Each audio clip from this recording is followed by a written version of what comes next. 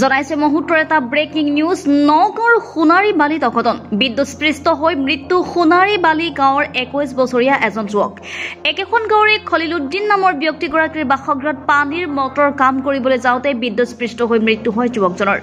মৃত যুৱকজনৰ নাম মুজামিল হক ঘটনাস্থলীত নগাঁৱৰ সামগুৰি আৰক্ষী উপস্থিত হৈ মৃতদেহ উদ্ধাৰ কৰি মৰ্তৰ পৰীক্ষা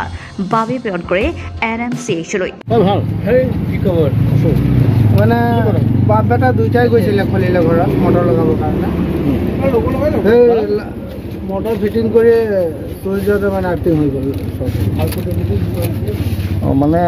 হেৰি ল'ৰাটো বয়স কিমান হৈছে 21 বছৰ 4 মাহ আজি 6-7 বছৰ ধৰি মটৰ বিয়া বাৰু কৰা নাই নেকি বিয়া কৰাইছে আজি এসপ্তাহ তেওঁ কি লাইটৰ কাম কৰে মিস্ত্ৰী নেকি কল মিস্ত্ৰী ক'ত ঘৰ ল'ৰাটো সোণাইবালি নাম কি মুজামেল হক বয়স কিমান হৈছে 21 বছৰ 4 মাহ বিয়া কৰাইছিলে আজি এসপ্তাহ হ'ল বিয়া কৰোৱা মানে ঘৰুৱা কাম কৰি আছিলে কাৰ ঘৰত কৰি আছিলে সোণাইবালি নাম কি খলিল তাৰপিছত কি জেগাতে মৰি গৈছে নেকি জেগাতে হস্পিটেল আনিছে পিছত হস্পিটেলত মানে শ্বৰ্ট চাৰ্কিট হ'ল ভিডিঅ' জাৰ্নেলিষ্ট মৃণালৰ সহযোগত নগাঁৱৰ পৰা বিভূতি বৰাৰ প্ৰতিবেদন সুহানা লাইভ